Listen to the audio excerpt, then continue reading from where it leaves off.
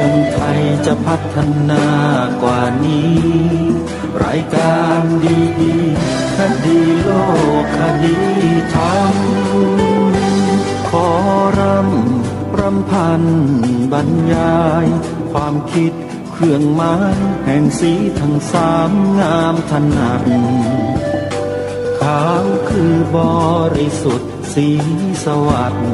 หมายพระไตรรัตน์และธรรมะคุ้มจิตไทยแดงคือโลหิตเราใสซึ่งยอมสละได้เพื่อรักษาชาติศาสนาน้ำเงินคือสีโสภาอันจอมประชาถ้าโปรดเป็นของส่วนองค์จากริ้วเข้าเป็นไตรรงค์จึงเป็นสีธงที่รักแห่งเราชาวไทย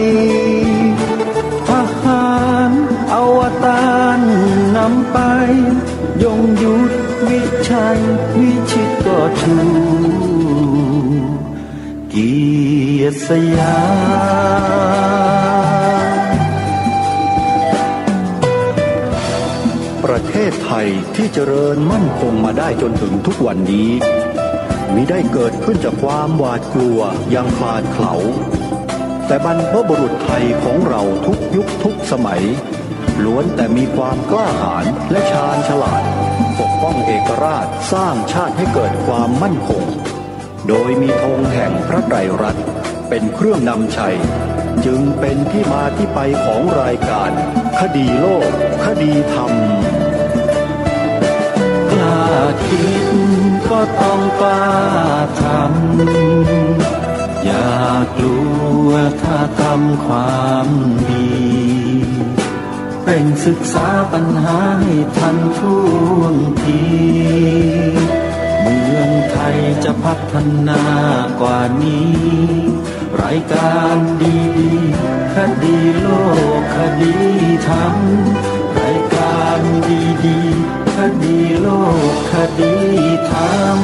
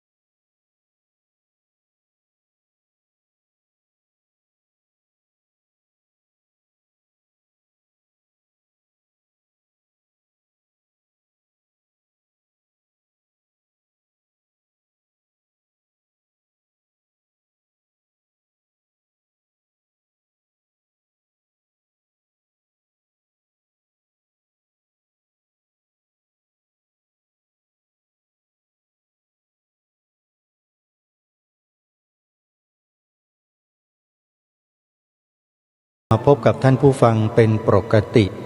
ทุกวันจันทร์ถึงวันศุกร์และวันเสาร์อาทิตย์ทางสถานีวิทยุแห่งนี้รายการนี้ออกอากาศสดเป็นประจำทุกวันผ่านทางสถานีวิทยุพระพุทธศาสนาแห่งชาติคลื่นต่างๆท่านสาธุชนสามารถดาวน์โหลดแอปพลิเคชันสมาพันธ์สื่อวิทยุพระพุทธศาสนาอาเซียนเพื่อติดตามรับฟังรายการนี้ได้ทุกวันแอปพลิเคชันสมาพันธ์สื่อวิทยุพระพุทธศาสนาอาเซียนนี้ได้รวบรวมสถานีวิทยุพระพุทธศาสนาแห่งชาติหลายๆสถานีไว้ด้วยกัน แล้วทำการเปิดธรรมะ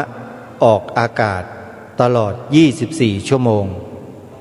ท่านผู้ฟังสามารถเลือกรับฟังได้โดยอิสระรายการคดีโลกคดีธรรมตั้งแต่วันนี้เป็นต้นไปปรารถนาจะให้พุทธบริษัทของเราทุกฝ่ายได้สดับรับฟังเนื้อหาสาระในรายการซึ่งจะได้นำธรรมบรรยายของพระอาจารย์มหาสมศิริปัญโยที่ท่านได้บรรยายได้พูดไว้เมื่อปีพระพุทธศักราช 2550 และ 51 ที่หน้ารัฐสภามาเปิดให้พวกเราได้ย้อนกลับไปฟังกันเป็นกิจกรรมการต่อสู้เพื่อพระพุทธศาสนาในฐานะที่เป็นศาสนาประจำชาติไทยของเราเหตุผลต่างๆที่พระอาจารย์มหาสมได้หยิบยกขึ้นมากล่าวในที่นั้นเมื่อวันนั้นปีนั้นยังกึกก้องอยู่ในหัวใจของผู้ฟังในครั้งนั้นมาจนถึงทุกวันเพราะเนื่องจากว่า พระอาจารย์มหาสมนั้นได้ชี้แจงแสดงเหตุผลแสดงหลักการต่างๆความจำเป็นต่างๆความเทียบเคียงอุปมาอุปไมยต่างๆให้พวกเราได้เห็นอย่างชัดเจนเลยว่าการที่ชาวพุทธออกมาเรียกร้องให้บัญญัติพระพุทธศาสนาเป็นศาสนาประจำชาติไทยไว้ในกฎหมายรัฐธรรมนูญนั้นเป็นสิ่งที่สมควรอย่างยิ่งไม่ผิดอะไรเลยมีแต่ถูกต้องโดยประการทั้งปวงแต่คนหลายคนที่มีอำนาจไม่เข้าใจและก็ไม่เห็นด้วยเหตุผลเป็นเพราะอะไรอย่างไรนั้นเทปธรรมบรรยายตั้งแต่วันนี้เป็นต้นไปท่านจะได้วิเคราะห์ด้วยตัวของท่านผู้ฟังเองว่าที่เขาบิดพลิ้วแล้วไม่ยอมยกพระพุทธศาสนาของชาติบ้านเมืองของบรรพบุรุษของเราเอาไว้ให้สมเกียรติสมฐานะสมศักดิ์ศรีนั้นมันเป็นเพราะอะไรพระอาจารย์มหาสมได้ชี้แจงอธิบายขยายความเอาไว้ครอบคลุมทั้งหมดรายการคดีโลกคดีธรรมจึงเห็นเป็นเวลา10 กว่าปีมาแล้วจึงนำมาเปิดให้พวกเราที่ยังไม่เคยสดับรับฟังพระอาจารย์มหาสมแสดงธรรมที่หน้าอาคารรัฐสภาในกิจกรรมการต่อสู้เพื่อพระพุทธศาสนาในครั้งนั้นให้พวกเราได้สดับรับฟังพร้อมๆกันหลายวันอาตมาภาพคิดว่า2 สัปดาห์นั่นแหละถึงจะจบถ้าหากว่าได้ฟังต่อเนื่องทุกท่านทุกคนก็จะเกิดความเข้าใจได้ความรู้ไว้ต่อสู้ในรุ่นต่อกันไปเพื่อไม่ให้อุดมการณ์ชาติบ้านเมืองอุดมการณ์ของบรรพบุรุษของเรานั้นจางหายไปจากพวกเราสิ่งที่พระอาจารย์มหาสมท่านได้พูดในวันนั้นเนี่ยบ่งบอกให้เห็นอย่างชัดเจนว่าความคิดของคนในสังคมไทยของเรานั้นถูกกระทำให้เปลี่ยนแปลงไปตั้งแต่รัชสมัยของสมเด็จพระนารายมหาราชกรุงศรีอยุธยาโน่นเมื่อปีพระพุทธศักราช 2228 หรือจำตัวเลขง่ายๆก็คือพศ2228อาตมาภาพไม่ได้ให้หวยนะโยมอย่าดันไปเล่นหวยกันบาปเป็นการพนันถูกหลอกกันทั้งบ้านทั้งเมืองไม่เอาอาตมาภาพไม่ยอมให้พวกเราถูกหลอกและพวกเราก็อย่าไปหลอกตัวเราเองไม่มีใครในโลกนี้หรอกที่รวยเพราะหวยมีไม่กี่คนหรอกไอ้นั่นน่ะเขาทำบุญมาดีเขาก็ได้เขาก็ถูกไอ้พวกเราส่วนมากเนี่ยมันทำบุญมาน้อยเราแค่ได้ฟังธรรมนี่ก็เกินพอแล้วสำหรับชีวิตเรานะอาตมาภาพว่าไม่มีอะไรดีเท่ากับการฟังธรรมนะโยมธรรมะไม่ว่าจะเป็นธรรมะแบบดั้งเดิมธรรมะแบบร่วมสมัยธรรมะแบบสมัยใหม่ขอให้เป็นธรรมะเถอะได้ประโยชน์ทั้งนั้นเลยแม้แต่รายการคดีโลกคดีธรรมที่พูดเปล่าอยู่ทุกวันเนี่ยอาตมาภาพว่ายังดีกว่ารายการอีกหลายๆรายการนะที่ไม่ได้สาระในประเทศเราเนี่ยเยอะแยะไปหมดเลยแถมยังมีทั่วโลกเข้ามาอีกไร้สาระกันเต็มโลกเต็มบ้านเต็มเมืองรายการคดีโลกคดีธรรมยังดีกว่าเสียอีกท่านผู้ฟังว่าจริงหรือไม่ลองพิจารณาให้ดีก่อนใช้วิจารณญาณกันสักนิดแล้วค่อยตัดสินใจเชื่อ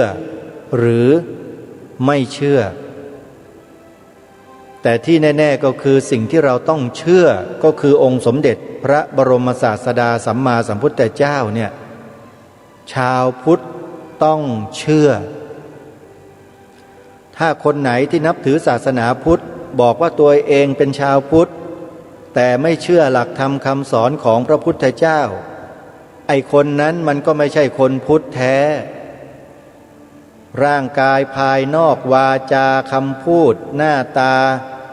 มันบ่งบอกว่าเป็นชาวพุทธแต่ใจมันเป็นทาสคนอื่นเขามีอยู่นะตัวใหญ่ๆก็มีตัวกลางๆก็มีตัวเล็กๆก็เยอะโดยเฉพาะตัวใหญ่ๆเนี่ยมองไม่ค่อยออกมองออกยากเพราะมันสีเดียวกับอาตมาภาพนี่แหละโยมตัวใหญ่ๆเนี่ยเข้ามาในพระพุทธศาสนาเราไปชุบตัวอยู่ที่วัดหนองป่าพงนู่นแล้วก็แปลงร่างจากดีก็กลายเป็นร้ายถูกขับไล่อัปเปหิออกมาจากวัดหนองป่าพงนู่นตัวใหญ่นะนั่นน่ะปฏิเสธคำสอนของพระพุทธเจ้าหลายต่อหลายอย่างกล่าวตู่ก็มีแต่คนก็ยังนับถือกันเต็มบ้านเต็มเมืองนี่แหละคือสิ่งที่อันตรายที่ชาวพุทธไม่รู้แล้วก็อวดรู้กันเที่ยวไปปกป้องเที่ยวไปอะไรต่างๆนานากันสารพันเพราะความไม่รู้นี่แหละแล้วไอ้ที่พวกเราไม่รู้ที่ชาวพุทธเราไม่รู้หรือว่ารู้ไม่เท่าทันคนพวกนี้ก็เพราะเหตุว่ารัฐธรรมนูญแห่งราชอาณาจักรไทยไม่บัญญัติให้ศาสนาพุทธเป็นศาสนาประจำชาติไว้ตั้งแต่ฉบับแรกนั่นแหละถ้าบัญญัติไว้ตั้งแต่ฉบับแรกมาเนี่ยคนไทยเราไม่เป็นอย่างที่เห็นทุกวันนี้หรอกไม่มีหรอกไอ้ที่ออกมาชู3 นิ้ว3 นิ้วเนี่ยมันไม่มีถ้าบัญญัติไว้ตั้งแต่ตอนแรกเนี่ยแล้วมาตอนหลังๆที่เราออกไปต่อสู้กันเมื่อปี3940ครั้งหนึ่งปี45ครั้งหนึ่งปี47ครั้งหนึ่งปี50ครั้งหนึ่งจำได้ไหมคนพวกนี้ก็ยังต่อต้านคัดค้านไม่เห็นด้วยไม่ยกมือให้ไม่ยอยกพระพุทธศาสนากันเหมือนเดิมชาวพุทธเราพวกเราก็เฉยกันแต่ พระอาจารย์มหาสมศิริปัญโยรูปนี้ท่านไม่เฉยใครๆก็รู้จักพระอาจารย์มหาสมเป็นอย่างดีว่าท่านคือพระนักปฏิบัติธรรมท่านเป็นพระสายปฏิบัตินะโยมแต่เป็นสายปฏิบัติที่มีการพัฒนาปัญญาของตัวเองให้มีความรู้ความเข้าใจในหลักธรรมคำสอนขององค์สมเด็จพระสัมมาสัมพุทธเจ้าอย่างแตกฉานท่านเรียนจบปริญญาธรรม6 ประโยคเรียนจบในระดับที่เรียกว่าความรู้ด็อกเตอร์สู้ไม่ได้พูดภาษาอังกฤษเก่งเทศเป็นภาษาอังกฤษได้เทศเป็นภาษาอีสานก็คล่องเทศเป็นภาษากลางภาษาไทยก็ไพเราะแล้วได้สาระได้ความรู้กันด้วยพระอาจารย์มหาสมเนี่ยเป็นพระสายปฏิบัติเคร่งครัดพระธรรมวินัยอย่างมากรูปหนึ่งแต่เมื่อถึงคราถึงเวลาที่จะต้องช่วยส่วนรวมช่วยพระพุทธศาสนาให้มีศักดิ์มีศรีมีเกียรติพระอาจารย์มหาสมท่านจึงต้องออกมาพระครูวินัยทรเอี่ยมต้องออกมาท่านพระอาจารย์สมภพโชติปัญโยถึงแม้จะไม่ได้ออกมาแต่ท่านก็ส่งเสียงออกมาใครต่อใครหลายๆรูปหลายๆองค์ที่เป็นลูกศิษย์พระอาจารย์สมภพออกมาช่วยกันแทบจะทั้งนั้นมีไม่กี่รูปหรอกที่ต่อต้านคัดค้านเรื่องนี้มีอยู่นะไม่ใช่ไม่มีอาตมารู้นะใครอะลูกศิษย์พระอาจารย์สมภพที่เป็นพระเนี่ยเชื่อว่าหลายท่านหลายรูปหลายคนก็รู้แต่ไม่เป็นไรให้มันมีน้อยๆไว้ไม่เป็นไรอย่ามีมากก็แล้วกันเอาละท่านสาธุชนไม่ให้เป็นการเสียเวลาเทปแรกในวันนี้ของพระอาจารย์มหาสมศิริปัญโยที่ท่านไปเทศไปบรรยายที่หน้ารัฐสภาเมื่อปีพระพุทธศักราช 2550 14 ปีเข้ามาแล้วนะโยมท่านพูดอะไรเอาไว้ในปีนั้นเดี๋ยวเรามาติดตามรับฟังเทปแรกนี้ให้จบไปพร้อมๆกันแล้วเดี๋ยวอาตมาจะมาสรุปทิ้งท้ายให้ท่านทั้งหลายได้ทำความเข้าใจร่วมกันช่วงนี้เดี๋ยวเราไปติดตามรับฟังพร้อมๆกันได้ณบัดนี้ไฟไม่มนุษย์ผีจะผุดขึ้นนั่งบัลลังก์เหลืองพวกมารเปรตจะพิชิตคิดครองเมืองหนูคุยเขื่องจะหารสู้กับเสือลายทางเข้าคุกจะสะอาดเกินคาดหมายทางเข้าวัดก็จะกลายเป็นป่าเสือหินจะลอยขึ้นเหนือน้ำเป็นดังเรือสุดเหลือเชื่อเพราะน้ำเต้านั้นจมลงเกลือจะเหม็นหนอนจะขึ้นจนหน้าเศร้าส่วนหมาเน่าส่งกลิ่นหอมคนตอมหลายค่าของเพชรก็จะเป็นดังเม็ดทรายหาความหมายค่าของคนจนไม่มี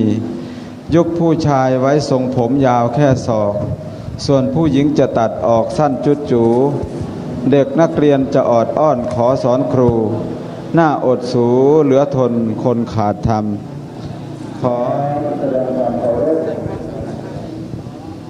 ขอแสดงความเคารพแด่พระเดชพระคุณพระเถรานุเถระทุกรูปขอโอกาสเพื่อสัทธมิกขอเจริญพรสิริสวัสดิ์พิพัฒนมงคลพิบูลพูนผลจงบังเกิดมีแด่เหล่าพุทธศาสนิกชนผู้ใจบุญใจกุศลทั้งหลายช่วงเวลาต่อจากนี้ไปเราท่านทั้งหลายจะได้ร่วมกันรับฟังธรรมะคำสอนพระสัมมาสัมพุทธเจ้าตลอดทั้งเป็นการเชื่อมความที่เรียกว่าเป็นช่องว่างระหว่างพวกเราให้แนบสนิทเป็นอันหนึ่งอันเดียวกันโดยเฉพาะเจตนาของพวกเราที่เดินทางมาณที่นี้เป็นเจตนาอันบริสุทธิ์ที่จะได้ร่วมกันแสดงออกซึ่งความรู้สึกนึกคิดความรับผิดชอบต่อพระพุทธศาสนาอันเป็นคำสั่งสอนของพระสัมมาสัมพุทธเจ้าคือศาสนาพุทธของเราเป็นศาสนาของการสอนเป็นศาสนาแห่งศาสตร์ว่าด้วยการสอน ที่เราอยากจะให้ศาสนาของเรานี้เข้าไปมีส่วนร่วมแก้ไขปัญหาสังคมอย่างเป็นระบบเราก็เลยคิดว่าจะทำวิธีใดที่เราอยากจะให้คำสอนอันนี้เข้าไปมีส่วนร่วมช่วยแก้ปัญหาในสังคมอย่างเป็นระบบเป็นทางการได้เราชาวพุทธทุกคนก็เลยเห็นตรงกันว่าไม่มีวิธีอื่นใดที่เราจะสามารถทำให้เป็นระบบดังกล่าวได้เพราะว่าปัจจุบันนี้กฎหมายของเราซึ่งจริงๆแล้วก็มีนักวิชาการทั้งหลายก็ได้ออกมาวิจารณ์ว่าความเป็นสากลบางอย่างเนี่ยโดยเฉพาะการรวมศูนย์อำนาจปัจจุบันนี้ก็ยังอยู่ที่รัฐบาลอันนี้คือนักวิชาการท่านได้เขียนให้ข้อสังเกตตรงกันคือท่านเขียนวิจารณ์เรื่องแผนพัฒนาเศรษฐกิจและสังคมแห่งชาติทั้ง9ฉบับที่ผ่านมาบอกว่าปัจจุบันนี้แม้ว่าเป็นระบอบประชาธิปไตยก็จริงแต่ว่าก็ยังมีการรวมศูนย์อำนาจอยู่ที่ส่วนกลางแม้ว่าชาวบ้านจะออกไปใช้สิทธิ์ก็ออกไปได้ใช้สิทธิ์ของตนเองเพียงแค่2 วินาทีเท่านั้นเองแต่หลังจากนั้นมาพอชาวบ้านออกจากคูหากากบาทชาวบ้านก็ไม่มีสิทธิ์อะไรอีกเลยเอาอำนาจมามอบไว้ที่ส่วนกลางทีนี้อำนาจตรงนี้ก็เลยรวมศูนย์อยู่ตรงนี้เราท่านทั้งหลายบัดนี้เราอยากจะให้อำนาจตรงนั้นมีขบวนการขัดเกลาที่ดีโดยเฉพาะการปรับปรุงกฎหมายนี่ไม่ใช่ว่าไม่เคยมีเกิดขึ้นเลยเอเชียของเรามี38ประเทศยุโรปมี17ประเทศแล้วก็แอฟริกามี54ประเทศอเมริกามีทั้งหมด13ประเทศนี่คือประเทศที่เขามีการปรับปรุงเปลี่ยนแปลงในเรื่องของกฎหมายมาโดยตลอดและสิ่งใดที่ไม่ถูกต้องเขาก็เอาออกไปเขาก็เอาสิ่งใหม่ที่ดีงามเข้ามาสมัยก่อนประเทศอินเดียนี่มีประเพณีอันหนึ่งซึ่งเขาถือว่าเป็นกฎหมายเขาเรียกว่ากฎหมายจารีตคือขณะที่สามีตายลงเนี่ยภรรยาผู้จงรักภักดีต่อสามีก็จะมีการฆ่าตัวตายตามมีการโดดลงไปในกองไฟทีนี้เมื่อปีพศ 2372 คณะรัฐบาลก็ร่วมกันเห็นว่าประเพณีอันนี้หรือกฎหมายจารีตอันนี้มันไม่ถูกต้อง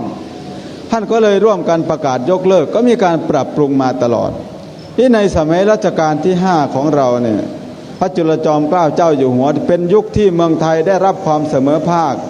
มากที่สุดพระองค์ประกาศยกเลิกทาส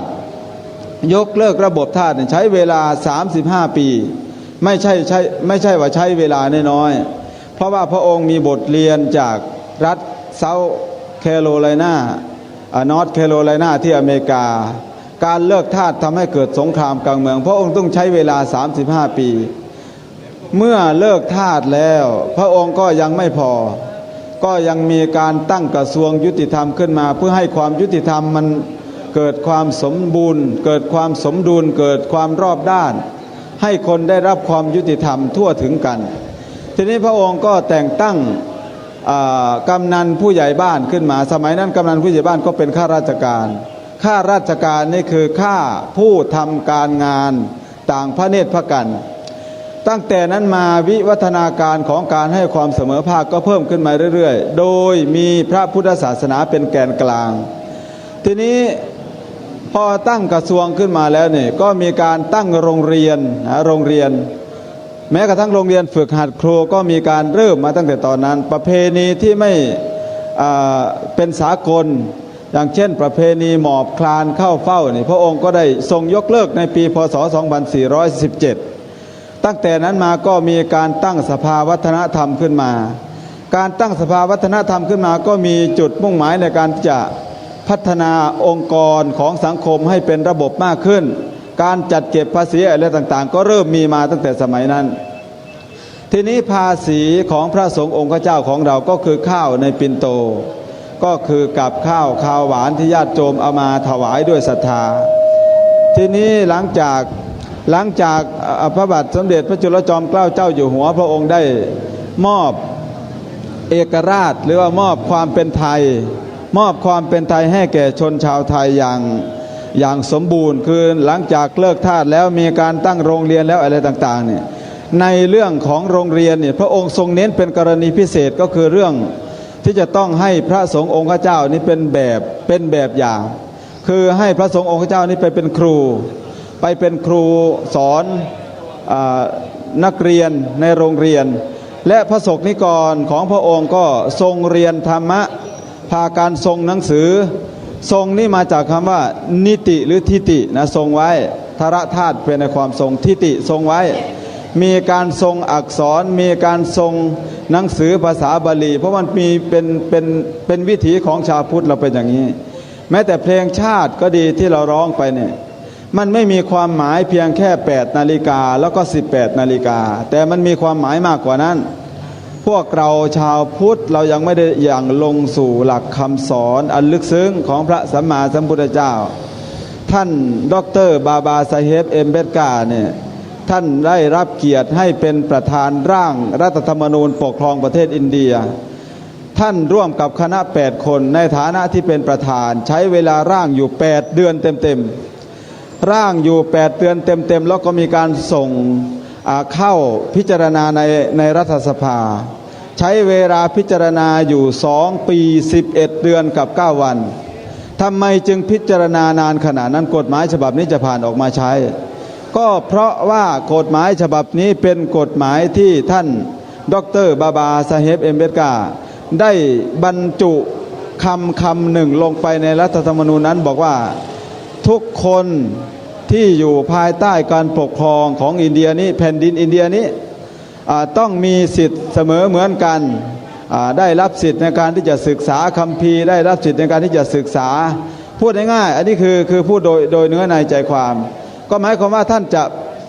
ให้มีความเสมอภาคเกิดขึ้นในอินเดียท่านก็เลยบรรจุคำนั้นไว้หลังจากนั้นมาไม่นานท่านก็เห็นการปฏิบัติมันสวนกับบทที่เขียนไว้ในกฎหมายท่านก็เลยนำพี่น้องชาวพุทธซึ่งเป็นชาวพุทธใหม่ในปัจจุบันนี้ที่เมืองนาคปูประเทศอินเดียนี่ที่ดิสภูมีเนี่ยท่านก็เลยนำชาวชนใช่หรือเปล่าชนจันทานชนชั้นต่ำในสมัยนั้นหันมานับถือศาสนาพุทธวันที่14 ตุลาคมปีพ.ศ. 2499ท่านได้ขึ้นปราศัยบนเวทีท่านบอกว่าคำสอนของพระพุทธเจ้านั้นที่ไปสู่มนุษย์ส่วนมาก His message to many people is message of man to man คำสอนของพระพุทธเจ้าเป็นคำสอนของคนสู่คนถ้าพูดในภาษาสมัยใหม่ก็เรียกว่าสู่คนโดยคนและเพื่อคนนี่คือหลักคำสอนพระสัมมาสัมพุทธเจ้าท่านให้เหตุผลไว้อย่างนี้ท่านจึงได้นำชาวพุทธใหม่ที่เมืองดิสภูมีในปัจจุบันนี้เมืองนาคปูนี้มานับถือศาสนาพุทธปัจจุบันนี้เราได้รับเอาคำสอนของพระสัมมาสัมพุทธเจ้าเป็นคำสอนอันสูงส่งเป็นศาสตร์แห่งคำสอนไม่ใช่ศาสนาเพื่อที่จะให้คนมานับถือโกโก้ไม่ใช่จะให้คนมานับถือเฉยๆเพียงแค่จะอ้างว่าตนเป็นพุทธบริษัทพระพุทธเจ้าท่านเคยตรัสไว้ว่าแม้จะเกาะชายผ้าเหลืองเราอยู่ก็ไม่ชื่อว่าเห็นตถาคตคำนี้นี่พระองค์ตรัสไว้ในสังฆาติสูตรดังนั้นน่ะไม่ใช่ว่าเพียงแค่จะได้มาไหว้พระไม่เพียงแค่จะได้มีชื่อในทะเบียนบ้านว่าเป็นชาวพุทธก็จะได้เป็นชาวพุทธสมบูรณ์แบบทีนี้คณาจารย์ครูบาอาจารย์พระเดชพระคุณไล่ลงมาตั้งแต่สมเด็จพระสังฆราชซึ่งเป็นพระประมุขของพระพุทธศาสนาเราลงมาจนถึงเจ้าคณะพระสังฆาธิการพระเถรานุเถระญาติโยมอุบาสกอุบาสิกาก็เลยคิดว่าจะทำอย่างไงการบริหารจัดการพุทธศาสนาของเรานี่จึงจะเข้าไปมีอิทธิพลในสังคมเพราะว่าปัจจุบันนี้เมืองไทยเรานี่ดื่มเหล้านี่เก่งอันดับ1ของเอเชียแต่ว่าอยู่อันดับ5ของโลกอันนี้คือเมืองพุทธของเราเห็นปัญหาอันนี้เราจึงอยากร่วมกันแก้ไขปี11นี้มีปัญหาสังคมนับไม่ได้โรงพยาบาลก็เพิ่มขึ้นคุกก็เพิ่มขึ้นโรงพยาบาลบ้าอีกก็เพิ่มขึ้นยาอะไรต่างๆนี่ก็ยาที่ผลิตออกมาเนี่ยเพื่อที่จะให้คนที่เรียกว่ายานอนหลับยิ่งเพิ่มมากขึ้นคนนอนไม่หลับมากขึ้นทั้งที่คนรวยมีเงินมากมายขึ้นอันนี้ก็อยู่ที่ว่าแผนพัฒนาเศรษฐกิจและสังคมแห่งชาติทั้ง9ฉบับที่ผ่านมาเนี่ยเราไม่ได้ให้ความสำคัญในเรื่องของจิตใจแต่เราพุ่งไปที่เรื่องของวัตถุ การวัดความเจริญในปัจจุบันนี้เราพูดตั้งแต่เรื่อง GDP อย่างเดียวเราไม่ได้พูดถึงเรื่องของจิตใจเราไม่ได้เอาปัญหาสังคมมาแก้ไขอย่างถูกต้องเวลาเราค้าขายอบายมุขแล้วเราเก็บภาษีได้มาไม่ถึงแสนล้านแต่เราแก้ปัญหาไปตั้ง2-3 แสนล้านอันนี้มันเป็นเรื่องที่มันไม่สมดุลกันดังนั้นพวกเราทั้งหลายชาวพุทธโดยภูมิปัญญาของครูบาอาจารย์พระสงฆ์องค์เจ้าท่านอยากจะให้หลักคำสอนอันนี้ไปมีบทบาทในชีวิตประจำวันของชาวพุทธเราไม่อยากจะเห็นปัญหาที่เวลาเขาเอาไมค์มาสัมภาษณ์แล้วชาวพุทธพูดอะไรไม่ได้เลยไม่รู้ว่าพอบัญญัติคำว่าพุทธศาสนาเป็นศาสนาประจำชาติแล้วเราจะได้อะไรขึ้นมาอันนี้เราก็อยากจะผลักดันตรงนี้เข้าไปอยู่ในหลักสูตรของการสอนเพื่อที่ลูกหลานเราจะได้รู้หลักคำสอนแม้กระทั่งครูบาอาจารย์ท่านสวท่านจะได้เรียนพระพุทธศาสนาอย่างถูกต้องเวลานำเสนอท่านก็ได้เสนอในสิ่งที่ถูกต้องคือบางทีเราไม่รู้แต่เราไปชี้มันก็เลยทำให้คนเข้าใจผิดไปอย่างพระสงฆ์องค์เจ้าอยู่ที่ท่านก็กำลังอดอาหารอยู่ก็เลยให้ท่านบำเพ็ญตบะของท่านต่อไปเราก็อย่าไปพูดไปแทรกแซงว่านี่เป็นการปฏิบัติสุดตรงเป็นการปฏิบัติแบบอัตตกิลมัฏฐานุโยคมันมีอยู่ในกัมมวิภังคสูตรพระไตรปิฎกเล่มที่14เปิดไปไม่ได้กี่แผ่นเราก็จะได้เห็นเกี่ยวกับเรื่องเจตนาของการทำตนให้ลำบากมันมีกี่ประเภทเมื่อวานนี่อาตมากับผมเองได้ยกตัวอย่างเรื่องว่าท่านอิสาขานนี่ลงทุนฆ่าภรรยาของตนเองเพื่อที่อยากจะรู้ว่าพระเจ้าซาจะฮันนี่มีความรักต่อพระนางมุมตัสมากแค่ใดท่านจึงลงทุนฆ่าภรรยาของตนเองเพื่อที่จะออกแบบสร้างทัชมาฮาลหลวงพ่อติดกวางดึกที่ประเทศเวียดนามท่านลงทุนเผาตัวเองเพื่อที่จะเรียกร้องสิทธิในการที่จะประกอบพิธีกรรมในทางพุทธศาสนาบัดนี้ท่านอาจารย์บุญถึงเป็นหัวหน้าแล้วก็ลูกศิษย์ลูกหาตอนนี้มีเจตนาแสดงความประสงค์มางดอาหารไม่ใช่อดเรียกว่างดคือมีอยู่แต่ว่าไม่ฉันดังนั้นการอดนั่นคือการไม่มีจะฉันแต่ว่าการงดนี่คือมีอยู่แต่ว่าไม่ฉันท่านก็แสดงเจตจำนงบริสุทธิ์อันนี้เมื่อวานได้พูดถึงแม้กระทั่งว่าภรรยาของเล่าปีนี่ต้องลงทุนโดดลงบ่อฆ่าตัวตายเพราะว่าถ้าไม่โดดลงบ่อฆ่าตัวตายก็จะกลายเป็นภาระของนักรบสุดยอดใน3ก๊กก็คือท่านจูล่งนี่คือความบริสุทธิ์ใจอันนี้นี่พยายามถ่ายทอดให้ญาติโยมได้เข้าใจว่าเจตนาที่พวกเราออกมานี้นี่เรามุ่งหวังจะมาร่วมกันแก้ปัญหาบางท่านบางคนก็เข้าใจผิดไปแม้กระทั่งว่าถ้าเกิดบัญญัติคำว่าพุทธศาสนาเป็นศาสนาแห่งชาติแล้วมันจะทำให้เกิดความแตกแยกในสังคมเพราะพี่น้องผู้ร่วมชาติกับเรานี่ไม่ใช่มีพุทธศาสนาเพียงศาสนาเดียวท่านใดที่พูดอย่างนี้ก็เป็นดัชนีบอกให้ทราบเบื้องต้นแล้วท่านไม่เข้าใจระบบการปกครองแล้วยังไม่พอยังไม่เข้าใจเรื่องศาสนาพุทธอีกยิ่งเรียกได้เลยว่าไปคนละทางเลยไปคนละสุดขั้วโลกเลยศาสนาพุทธนี่ในประวัติศาสตร์นี่ได้พูดมาหลายวันนักเรียนประวัติศาสตร์นี่เขาพูดตรงกันโดยเฉพาะนักประวัติศาสตร์โลกนี่ท่านบอกว่า alone of on the great world religions Buddhism made its way without persecutions คือศาสนาพุทธเพียงศาสนาเดียวดำเนินไปโดยปราศจากการเบียดเบียนทางศาสนาดังนั้นเรื่องชาวพุทธจะไปเบียดเบียนคนอื่นนี่เป็นไม่มีแต่จักดูแลน้องนุ่งซึ่งร่วมชาติกับเราให้เป็นระบบขึ้นมาอันนี้ประเด็นหนึ่งทีนี้ประเด็นอื่นๆอีกก็อย่างเช่นตัวอย่างในประเทศเพื่อนบ้านเราเนี่ยในประเทศมาเลเซียเขานับถือศาสนาอิสลามเขาก็บัญญัติไว้ในรัฐธรรมนูญว่าเป็นศาสนาประจำชาติชาวพุทธที่นั่นก็ไม่ได้ไปเรียกร้องไม่ได้ไปน้อยอกน้อยใจไม่ได้ไปโวยวายไม่ได้ไปเสียอกเสียใจอะไรเลยเราไม่ได้มีความรู้สึกว่าเราเป็นชาติมุสลิมเรานับถือศาสนาพุทธอยู่ที่ประเทศมาเลเซียเราก็มีความภูมิใจภายใต้รัฐบาลของมาเลเซียขนาดว่ามาตรา153ในรัฐธรรมนูญของประเทศมาเลเซียตราไว้ว่าบุคคลผู้นับถือศาสนาประจำชาติจะมีสิทธิ์ในการเข้ารับราชการมีสิทธิ์ในการเข้าไปติดต่อการงานในการรับบริการจากหน่วยงานราชการในการสอบเข้ามหาวิทยาลัยตั้ง 64% ชาวพุทธเราก็ไม่เคยมีความทุกข์ใจอันใดเลย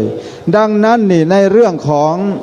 ที่บอกว่าจะไปเบียดเบียนคนอื่นนั้นเลิกได้เลยเรื่องของประวัติศาสตร์ไม่ต้องพูดถึงครูบาอาจารย์นั้นพูดมา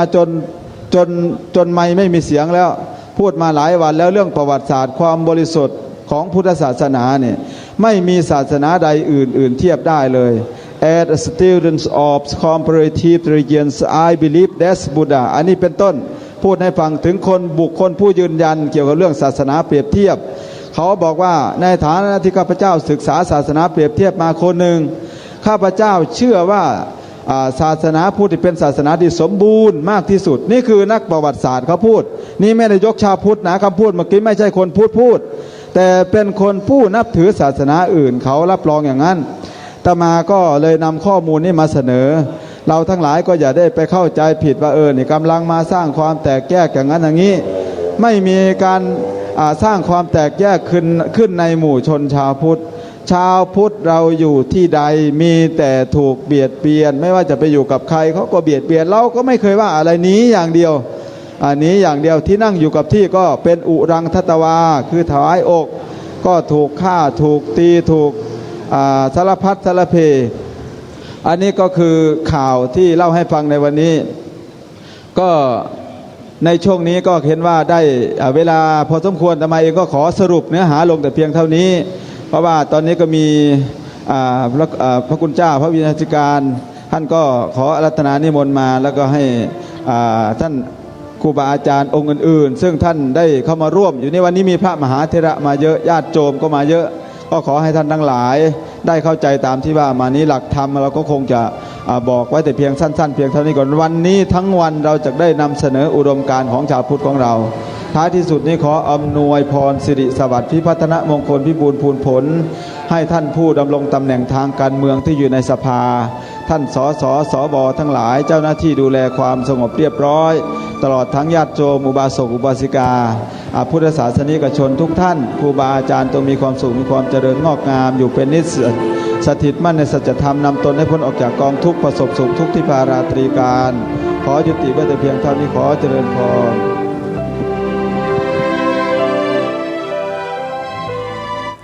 ท่านสาธุชนผู้ฟังทุกท่านยังไม่จบแต่เพียงเท่านี้นะนี่คือเสียงการบรรยายให้ความรู้โดยพระอาจารย์มหาสมศิริปัญโยผู้มากไปด้วยประสบการณ์และความรู้ในแง่มุมต่างๆของการศึกษาในศาสตร์ต่างๆโดยเฉพาะในเรื่องของพุทธศาสตร์ท่านมีความรู้แตกฉานในคัมภีร์พระไตรปิฎกอรรถคถาท่านสามารถแสดงธรรมสร้างความเข้าใจธรรมให้เกิดมีขึ้นแก่ผู้ฟังได้และเป็นอย่างดีด้วย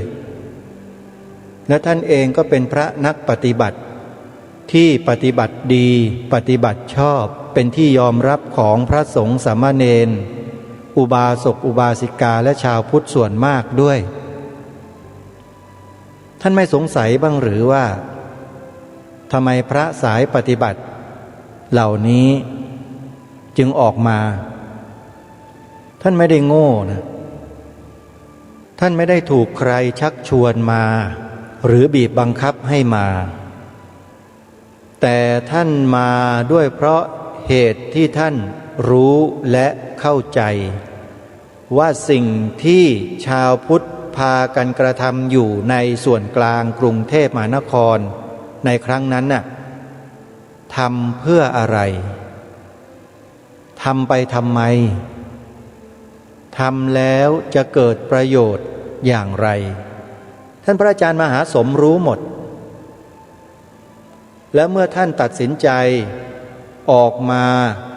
แล้วมากล่าวมาพูดในลักษณะเช่นนี้เนี่ยนั่นหมายความว่า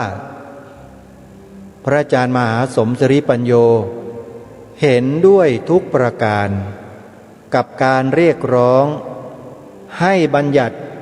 พระพุทธศาสนาเป็นศาสนาประจำชาติไทยไว้ในรัฐธรรมนูญเพราะจะก่อให้เกิดแต่ประโยชน์ส่วนเดียว ไม่มีโทษกับใครเลย ไม่มีเลย เพราะบัญญัติไว้เพื่อนำความดีมาปกแผ่บ้านเมืองและประชาชนให้ประชาชนคนไทยอยู่ร่วมกันอย่างร่มเย็นเป็นสุขอยู่กันภายใต้พระบรมโพธิสมภารนี่คือเหตุผลและความจำเป็นแล้วก็เป็นไปได้ด้วยเคยเป็นมาแล้วท่านพระอาจารย์มหาสมได้หยิบยกเหตุการณ์ในรัชสมัยขององค์พระบาทสมเด็จพระจอมเกล้าเจ้าอยู่หัวรัชกาลที่ 4ที่พระองค์ทรงตราเป็นกฎออกมาบังคับใช้ข้าราชการข้าราชบริพารประชาชนของพระองค์ท่านเนี่ยให้อยู่ในหลักของศีล 5วันพระห้ามฆ่าเนื้อห้ามเบื่อปลาห้ามขายเนื้อสัตว์วัฒนธรรมจารีตประเพณีอันเนี้ยอาตมาภาพเนี่ยยังได้สัมผัสเลยสมัยเด็กๆแม่ให้ไปจ่ายตลาดที่ตลาดเจริญสิริตรงเชิงสะพานเจริญนคร 8ถนนเจริญนครกรุงเทพตรงข้ามกับทางเข้าวัดดาวคะนองนั่นน่ะใครอยู่กรุงเทพจะรู้ดีอาตมาภาพเกิดอยู่ที่นั่นไปซื้อของที่ตลาดสดไม่ปรากฏเห็นกุ้งหอยปูปลาเนื้ออะไรทั้งหลายทั้งปวงที่เป็นสัตว์ที่ตายแล้วก็ดีไม่ตายไม่มีขายเลยในวันพระนี่ไงได้สัมผัสมาแล้วในชีวิตตอนเด็กและสิ่งเหล่านี้มันหายไปได้ยังไงหายไปได้อย่างไรทำไมจึงหายจารีตประเพณีอันดีงามตรงนี้หายไปไหนหายไปได้ยังไงตอบเลยชัดๆเลยนะฮะที่หายไปเพราะรัฐธรรมนูญไม่บัญญัติให้ศาสนาพุทธเป็นศาสนาประจำชาติความดีเหล่านี้ก็เลยหายง่ายๆไม่ต้องไปพูดอะไรเยอะแยะมากมายไม่ต้องไปยกแม่น้ำทั้ง8มาพูดงงฟังกันไม่รู้เรื่องหรอกไม่ต้องไปยกไปอ้างอะไรมาเลยมันเกิดจากสาเหตุเดียวเลยเพราะคณะราษฎรไม่บัญญัติศาสนาพุทธให้เป็นศาสนาประจำชาติเอาไว้ในรัฐธรรมนูญตั้งแต่ครั้งแรกเพราะในคณะราษฎรนั้นมีคนต่างศาสนาอยู่ด้วยแล้วคนต่างศาสนานั้นมีอิทธิพลทางความคิดด้วยนี่แหละสาเหตุของมันและปัจจุบันนี้เป็นยังไงส่งเสริมศาสนาไหนเต็มบ้านเต็มเมืองตอนนี้เห็นหรือยังพูดอะไรมันต้องพูดให้ชัดๆญาติโยมชาวบ้านชาวไร่ชาวสวนชาวนาจะได้ไม่ต้องไปงงจะได้ไม่ต้องไปไม่รู้บอกอะไรไปพูดอะไรไปแล้วเนี่ยต้องบอกให้ชัดท่านเหล่านั้นจึงจะรู้และเข้าใจเพราะฉะนั้นท่านผู้ฟังวันนี้นะฮะเป็นวันแรกที่อาตมาภาพรายการคดีโลกคดีธรรมเนี่ยย้อนกลับไปในอดีตครั้งสมัยที่อาตมาภาพและคณะได้ออกมาร่วมกันต่อสู้ในเรื่องนี้มาตั้งแต่เริ่มต้นพระอาจารย์มหาสมเนี่ยมาช่วงปลายแล้วมาตอนท้ายแล้วตอนที่เขาปฏิวัติกันปี 49ร่างรัฐธรรมนูญปี 50น่ะ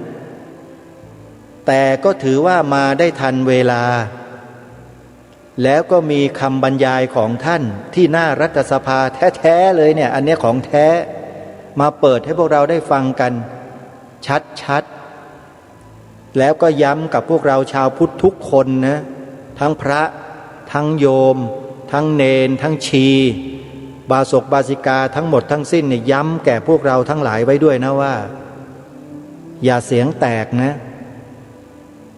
อย่าเสียงแตกนะเข้าใจไหมพ่อออกแม่ออกพ่อขาวแม่ขาวคำว่าเสียงแตกเนี่ยเข้าใจบ่ ว่าคือหยังก็หมายความว่าอย่าแตกเสียงกัน